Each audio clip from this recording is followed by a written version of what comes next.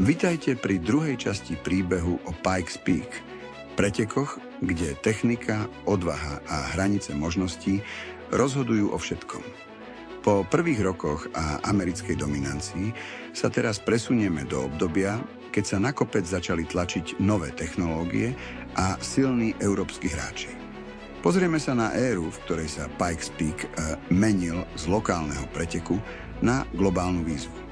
A práve tu začína kapitola, ktorá navždy zmenila jeho históriu.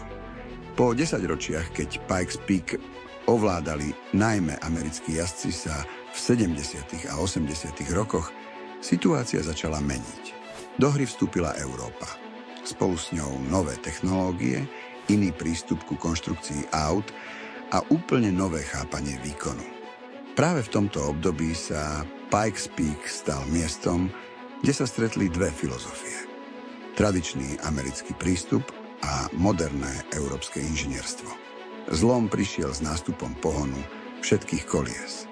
Zatiaľ, čo dovtedy dominovali výkonné, ale ťažko ovládateľné vozidlá s pohonom zadnej nápravy, nové koncepcie ponúkali lepší prenos výkonu a stabilitu na nespevnenom povrchu.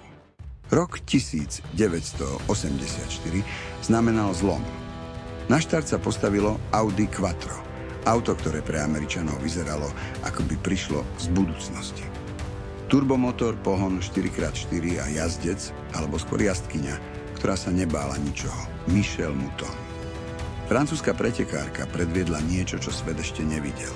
Nielen, že vyhrala svoju triedu, ona celý Pikes Peak ovládla. Stala sa prvou ženou, ktorá vyhrala celkové poradie.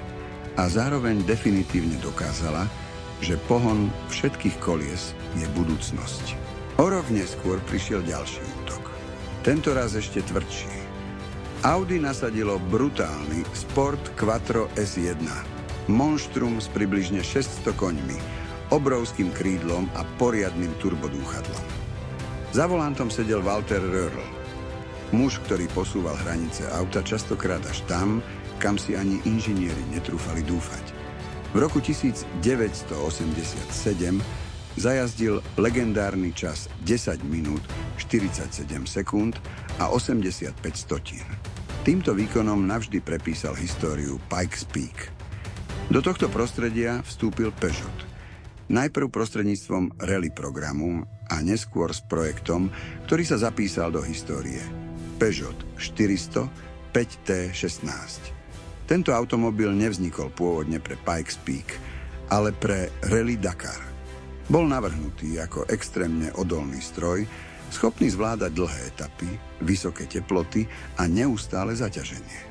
Mal trúbkový rám, pohon všetkých kolies a preplňovaný štvorvalec s objemom 1,9 litra. Po úspechoch na Dakare sa Peugeot rozhodol využiť potenciál tohto auta aj na americkom kopci. Pre potreby Pikes Peak bol 405T16 výrazne upravený. Dostal kratší rázvor, odľahčenú karosériu a výrazne prepracovanú aerodynamiku. Výkon presahoval hranicu 600 koní a vozidlo bolo optimalizované výlučne na rýchly výjazd do kopca. V roku 1988 sa za volant posadil Ari Vatanen. Výsledkom bola jazda, ktorá sa zapísala do histórie motoršportu.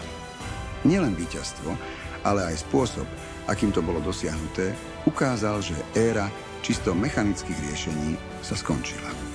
Pikes Peak sa definitívne stal laboratóriom technológií, kde rozhodovali aerodynamika, výkon a presné inžinierstvo.